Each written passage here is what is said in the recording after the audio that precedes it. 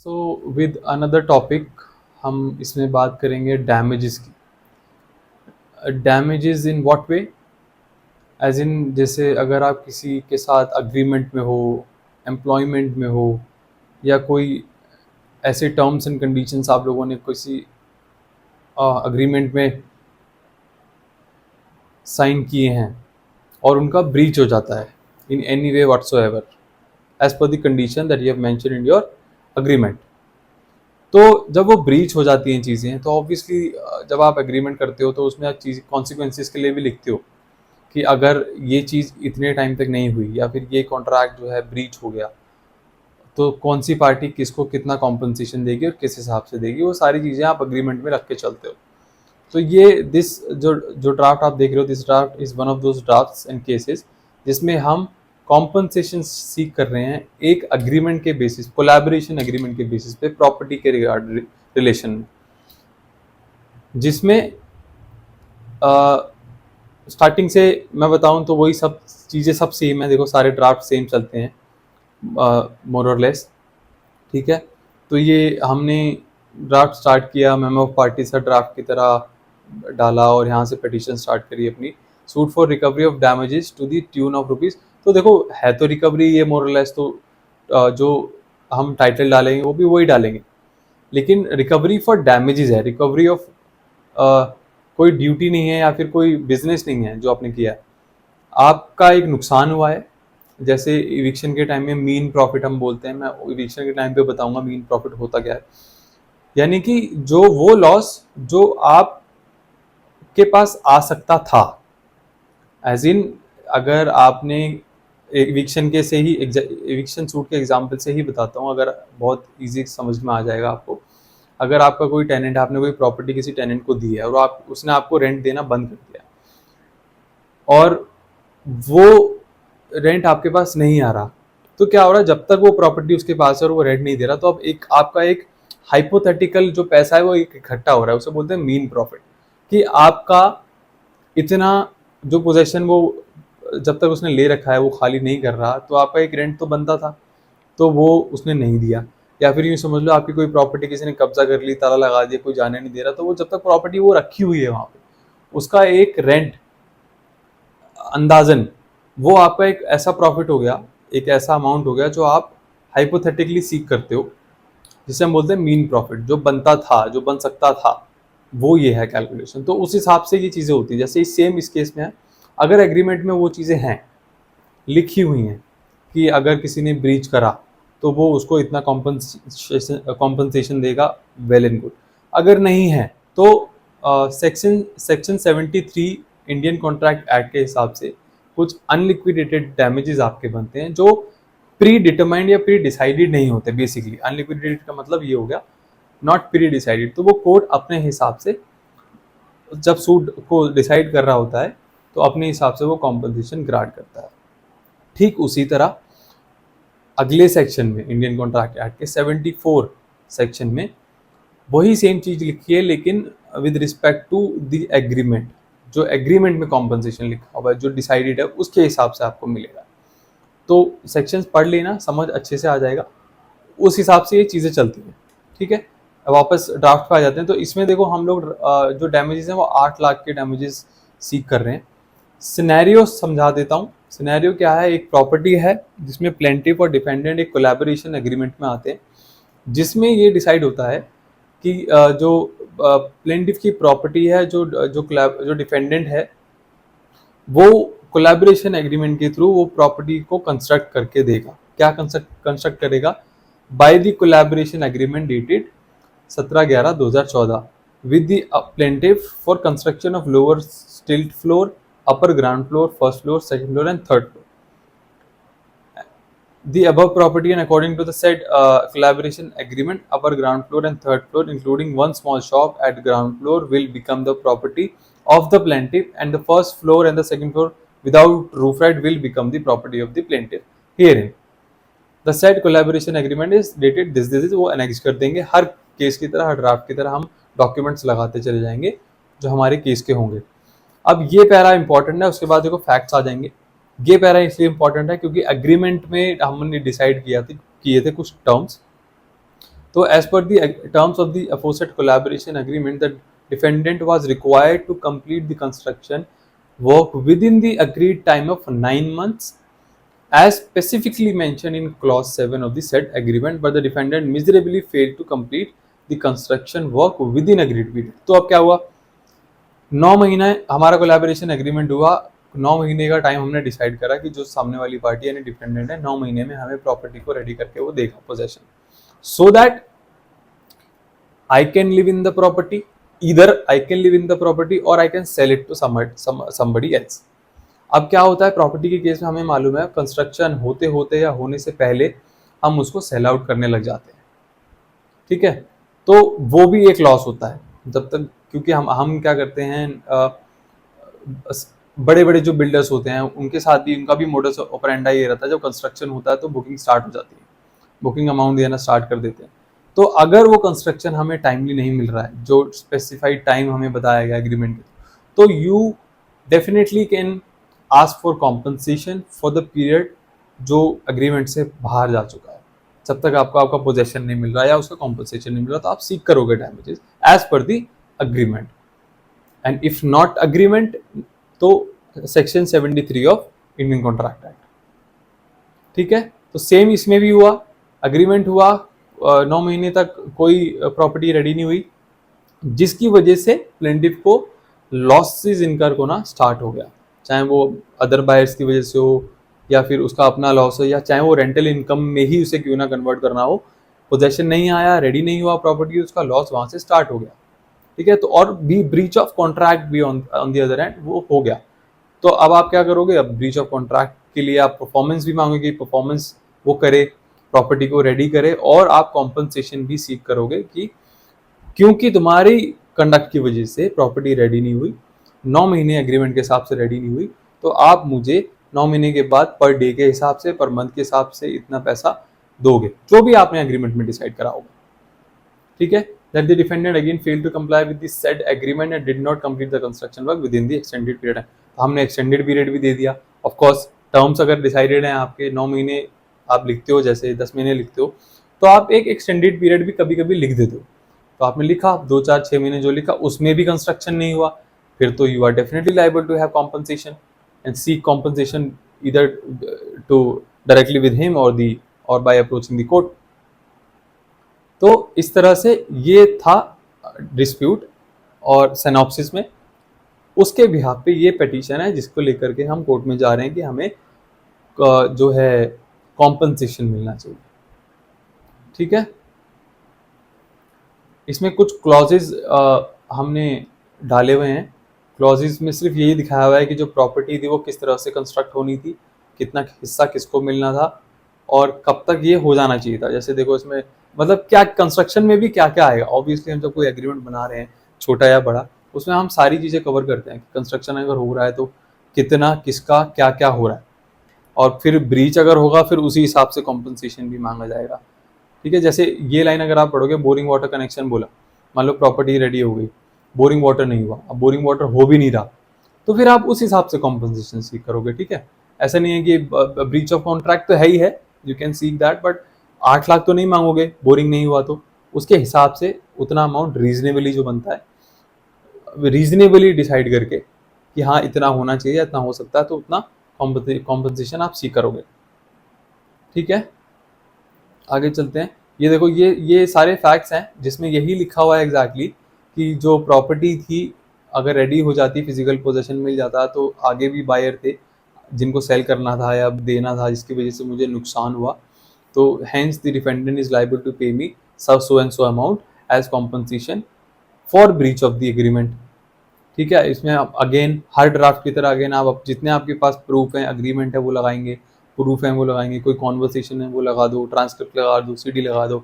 ऐसे इस केस में कम्युनिकेशन था तो इन्होंने क्या करा, सीडी लगा दिया था। The soft copy of the above said communication is converted into a CD. कैसे लगेगा इलेक्ट्रॉनिक डॉक्यूमेंट, पुरानी वीडियोस अगर आपने देखी होगी तो मैंने सब इलेबोरेटली बता रखा है। 63 BSA में जाएगा एक एफिडेविट सर्टिफिकेट, वो फाइल होगा, तब ये आपका एडमिसेबल हो जाएगा, ठीक है। कुछ जनरल पैराज हैं जिसमें हम एलिगेट कर रहे हैं कि हमें फंसाया गया फॉल्स एंड फ्रिवलस अश्योरेंसेस दी गई टाइम एंड अगेन, और hence still the construction is not ready, हमारे साथ फ्रॉड हुआ है, एक्सेट्रा एक्सेट्रा। जनरल पैरा जाएंगे,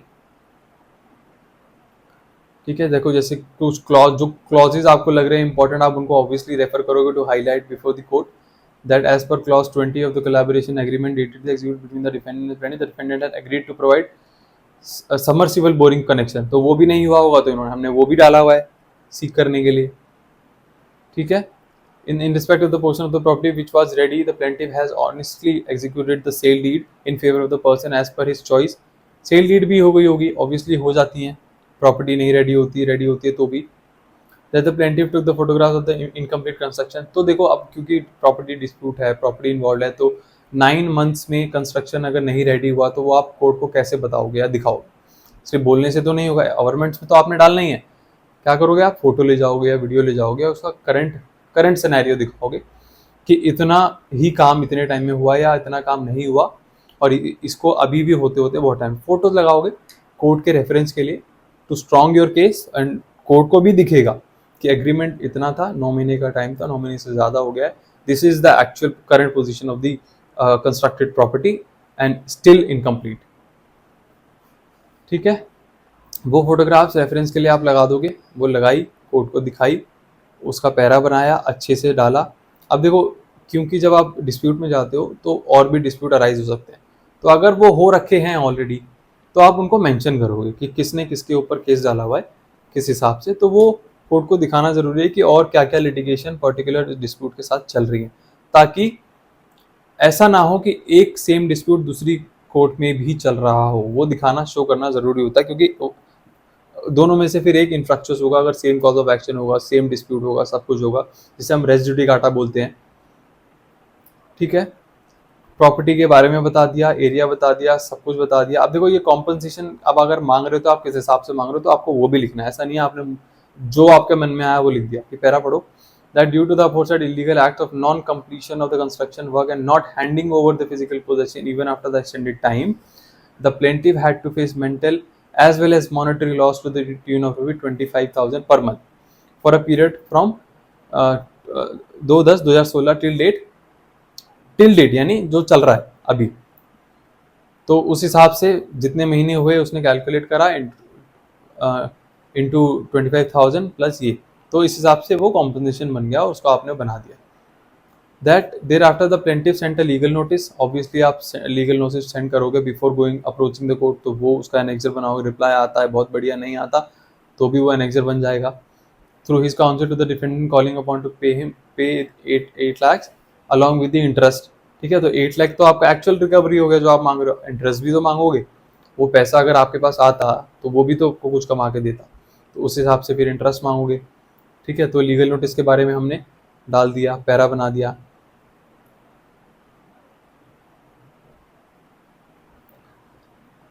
आगे चलते हैं। अगेन जैसे हर सिविल केस में जाता है वैसे ही इसमें कॉज ऑफ एक्शन जाएगा, चेन ऑफ इवेंट्स को कॉज ऑफ एक्शन बना देंगे, जुरिस्डिक्शन दिखाने के लिए, पिक्यूनियरी इधर मॉनिटरी, तो ये कॉज ऑफ एक्शन वाला पैरा हो गया आपका, जिसमें हम डेट के हिसाब से दिखाएंगे कि कब कब कौन कौन सा इंसिडेंट हुआ, ताकि ऑनरेबल कोर्ट उसका लिमिटेशन देख पाए कि एक्चुअली ये जो सूट है वो लिमिटेशन पीरियड में है भी या नहीं होगा, तो आप जो सूट है वो डिसमिस हो सकता है, और अगर है तो बहुत बढ़िया बात है। Otherwise condonation of delay options are there, मगर फाइट डबल ट्रिपल हो जाती है, उनको अलाउ करवाना, उस पर ऑब्जेक्शन आना, सामने वाली पार्टी पे भी समन होंगे, उस उनके पास भी वो कॉन्डोनेशन ऑफ डिले की एप्लीकेशन जाएगी, उस पर रिप्लाई आएगा, फिर उस पर आर्ग्यूमेंट होगा, देन द जज will decide if the case can be is tribal और नॉट, ठीक है। ये जनरल पैरास आ गए, बहुत छोटा बहुत इजी सूट है। चीज़ें जब हम पढ़ते हैं तो हमें लगता है बहुत कॉम्प्लिकेटेड हो सकती हैं, कोर्ट में है भी, अगर ट्रायल की बात करें तो है भी, बट अगर सिर्फ ड्राफ्ट की बात करें तो इतने कॉम्प्लिकेशंस नहीं होते अगर आप बहुत केयरफुली होकर बना रहे हो, अपनी सारी चीज़ें रख रहे हो, ग्राउंड्स रख रहे हो, और अगर आप बोनाफाइड हो, स्पेशली आपके पास सारे प्रूफ्स हैं, आपको मालूम है कि ये मेरे पास सब कुछ है अपना केस को स्ट्रॉन्ग करने, तो it is very easy to draft any case if you have got multi proofs to show that you are bona fide, तो बहुत ईजी हो जाती है किसी भी चीज़ को ड्राफ्ट करना। अगर नहीं है, चीज़ें लैग कर रही हैं, तो फिर भी ड्राफ्टिंग थोड़ी सी कॉम्प्लिकेटेड हो जाती है। जनरल पैरास, ठीक है, तो the collaboration agreement was executed between the parties at New Delhi. Jurisdiction दिखाने के लिए हमने ये पैरा डाला है। Obviously valuation of suit 8 lakh रुपए है, तो हमने कोर्ट फीस डाल दी। कोर्ट फीस कैसे असर्टेन होगी, मैंने आपको 2 तरीके बताए थे, या तो कोर्ट डायरी में कोर्ट फिक्स एक्ट, या फिर गूगल पे आप जाकर के नॉर्मली इसको चेक कर सकते हो डाल के, कोर्ट फीस कैलकुलेटर वहाँ पे भी शो कर देता है। ठीक है, प्रेयर आ गई। अब प्रेयर में देखो, prayer is the important part, तो बहुत ध्यान रखना है आपको प्रेयर ड्राफ्ट करते वक्त।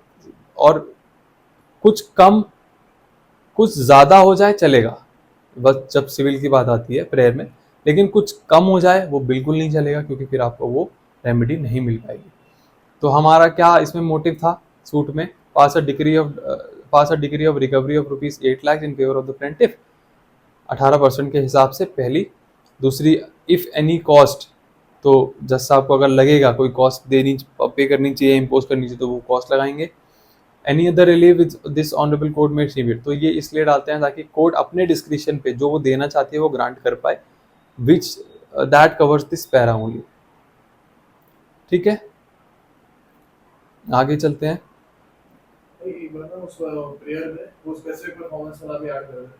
हाँ, और वो भी बोलते इसमें डैमेजेस नहीं हम सीख कर रहे हैं, इसमें सिर्फ रिकवरी मांग रहे हैं। तो ये बोलते हैं कि डैमेजेस में अलग से करा आता है नॉर्मली, हो सकता है ना इसलिए, हाँ, कि डैमेजेस भी जो हमको है मेंटल हैरेसमेंट के लिए डैमेजेस, हाँ वो भी डाल सकते हैं, वो भी ऐड कर रहा था ताकि क्योंकि डैमेजेस के हमारा वीडियो है। ठीक है।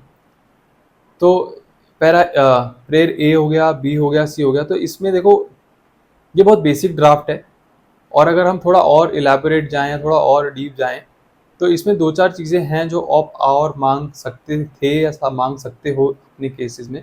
जैसे अगर तो देखो हमारा कंसर्न सिर्फ पैसे से है, तो आप पैसा ही सीख करोगे, लेकिन हमारा कंसर्न है कि जो एग्रीमेंट हमारा हुआ वो एग्जीक्यूट हो, ठीक है, along with the recovery that you wish to take from the defendant.